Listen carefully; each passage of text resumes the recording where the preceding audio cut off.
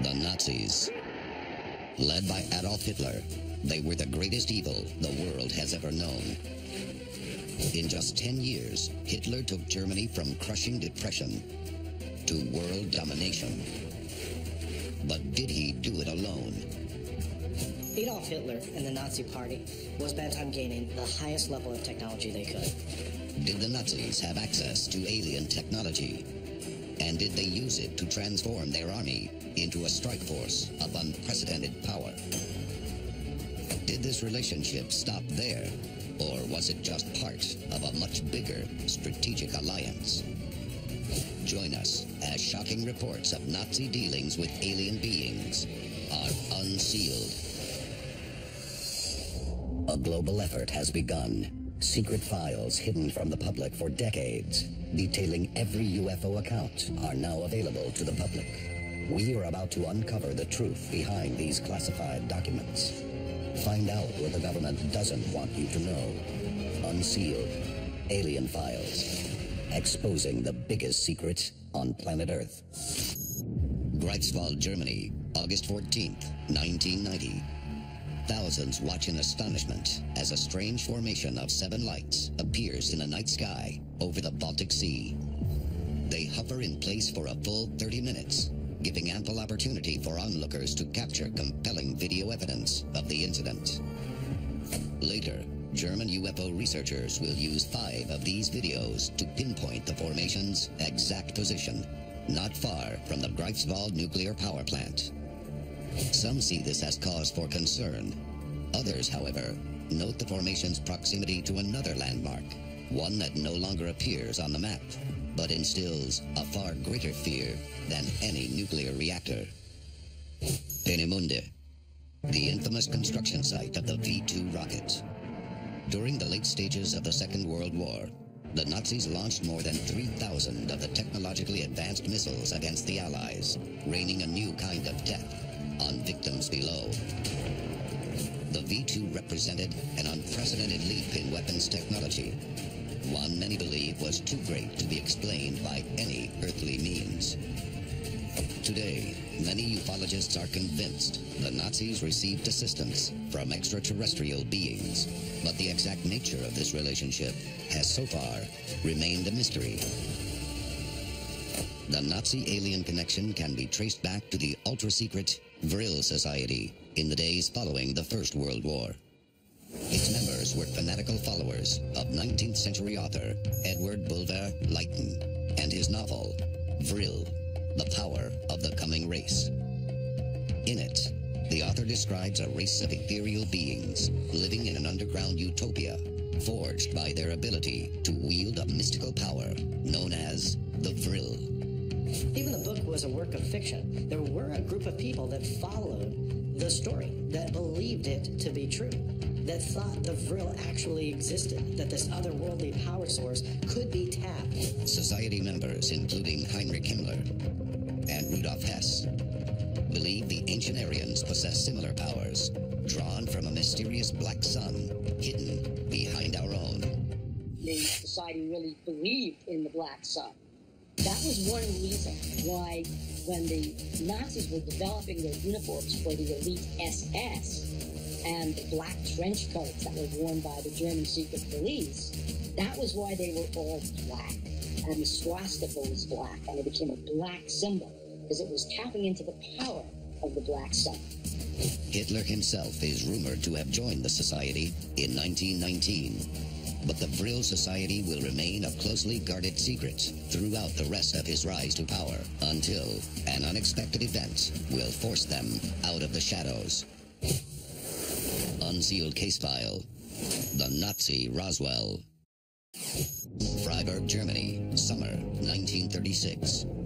Residents report a strange, disc-shaped object has crashed nearby during the night.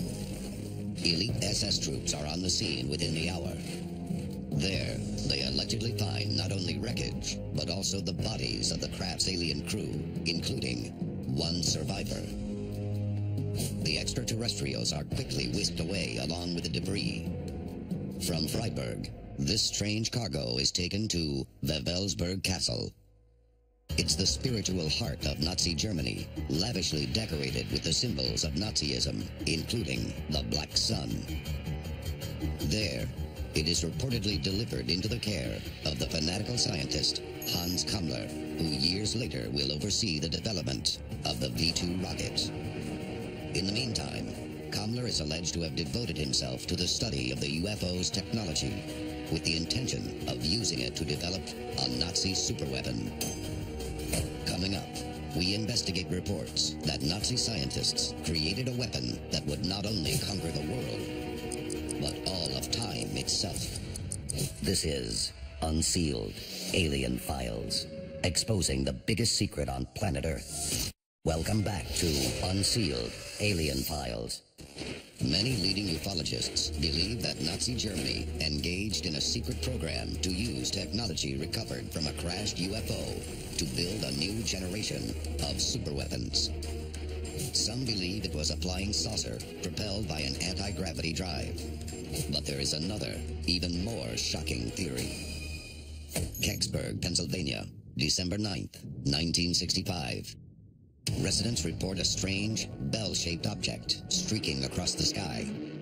It appears to adjust trajectory before crashing in the woods outside town.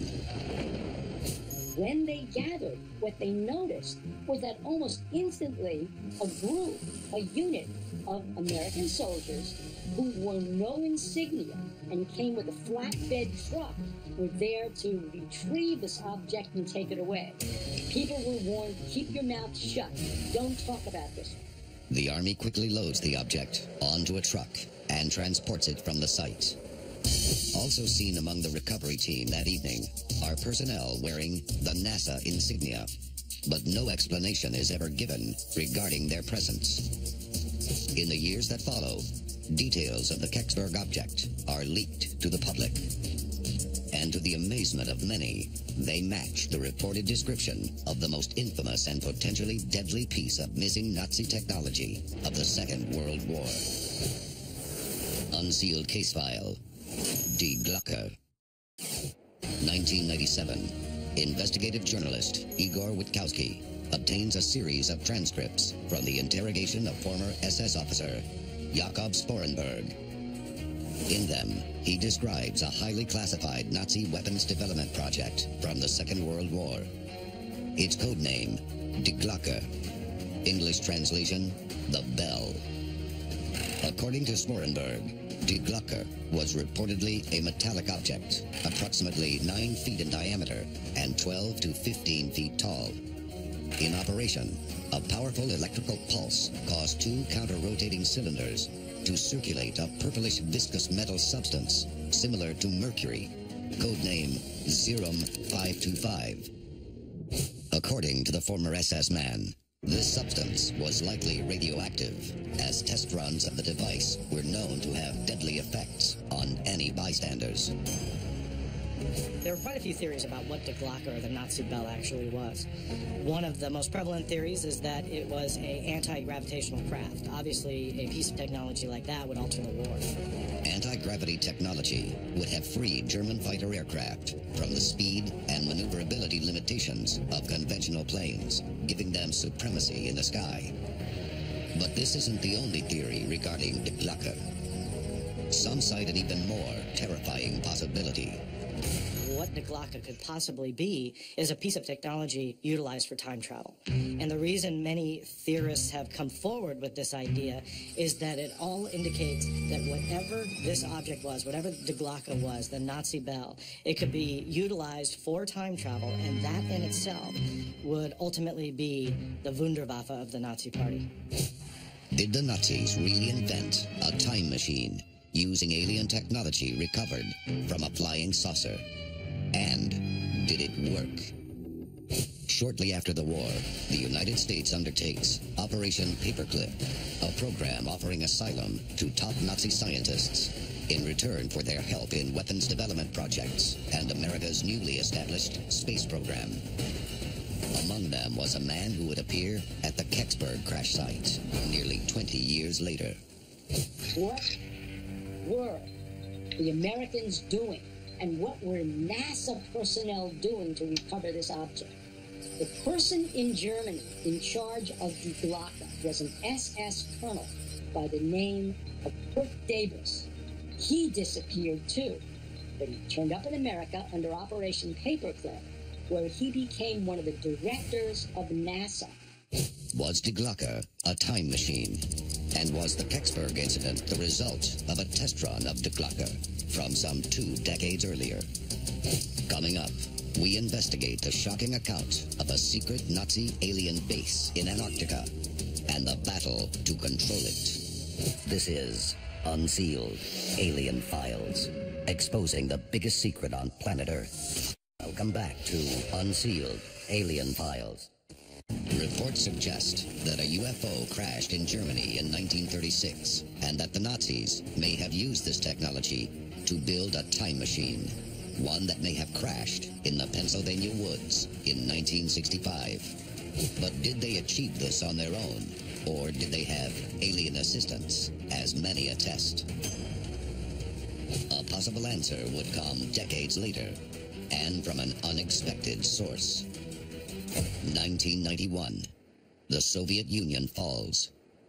Over the next 2 decades, a series of top-secret KGB documents surface for the first time. One in particular will catch the attention of UFO investigators. Entitled Stalin's Secret Report on Task Force 68, the document is a report submitted by agents embedded in the U.S. military in the days following the Second World War. It recounts what many ufologists consider to be the most important battle in history. Unsealed case file. Operation High Jump. 1943. Allied forces have driven Hitler's army from North Africa. The tide of war has turned against Germany.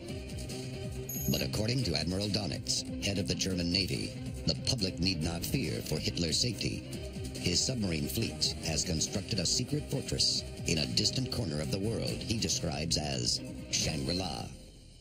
In 1938, the Germans made a well-documented expedition to Antarctica with the stated purpose of establishing a whaling operation. But was this true? Or did this expedition, in fact, lay the foundation for Donitz's impregnable fortress? By 1945, Germany is in ruins, and Hitler is believed to be dead by his own hand. But rumors of his survival are widespread, and American intelligence is aware that high-ranking Nazis are escaping to South America through an underground network. The question is, was this the end of the line? December 1946. Admiral Richard Byrd leads a multinational task force on an 8-month expedition to Antarctica. Its codename, Operation High Jump. Operation High Jump was apparently a project that would take the United States Navy down to Antarctica and see how military technology and our military forces would operate at such extreme temperatures.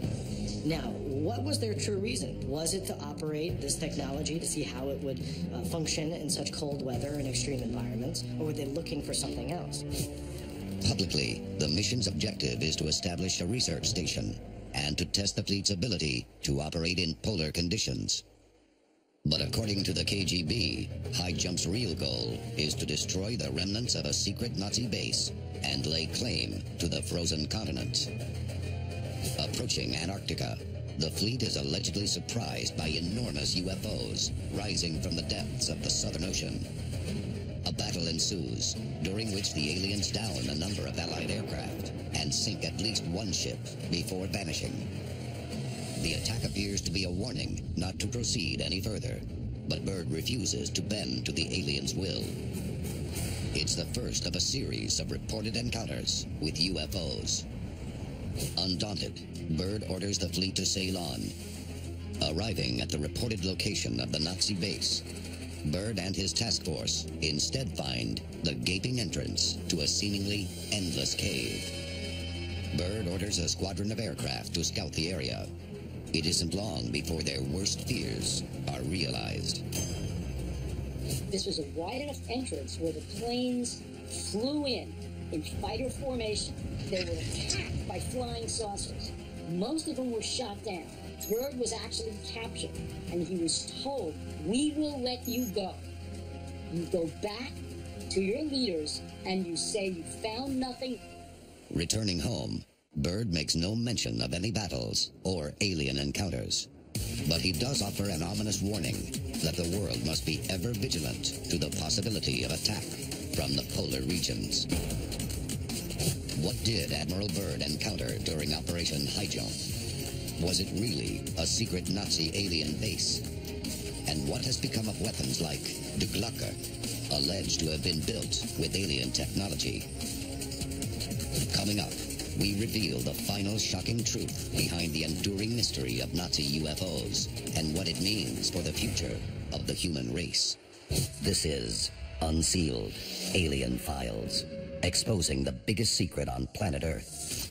Welcome back to Unsealed, Alien Files. Mounting evidence suggests the Nazis may have had contact with extraterrestrials and attempted to create superweapons from recovered alien technology. Proof of these claims may yet lie hidden deep within Germany's government archives. In the decades since the war, Germany has totally reinvented itself into a progressive beacon of peace and an economic powerhouse. But while the United States, France, England, and Canada have all granted public access to at least some of their official records on UFOs, Germany has so far released nothing. This uncharacteristic veil of secrecy has been the subject of growing concern among Germany's UFO community. And recently, one man took his fight to court. In December 2011, a judge granted ufologist Frank Reitemeyer the right to view a file he claims to have been written by Germany's scientific service regarding research into extraterrestrial life and UFOs. But the German government has filed an appeal to prevent the document's release. Why are German officials fighting to retain documents they claim do not exist? Do they fear the secrets of the past? The Nazi regime virtually had an unlimited amount of resources to put into their technology research. They were able to create highly advanced weaponry. They were able to create highly advanced aircraft.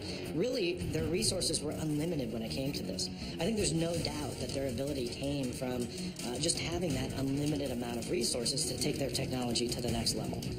Or do they fear what knowledge of this technology might do to our future? This is Unsealed, Alien Files, exposing the biggest secret on planet Earth.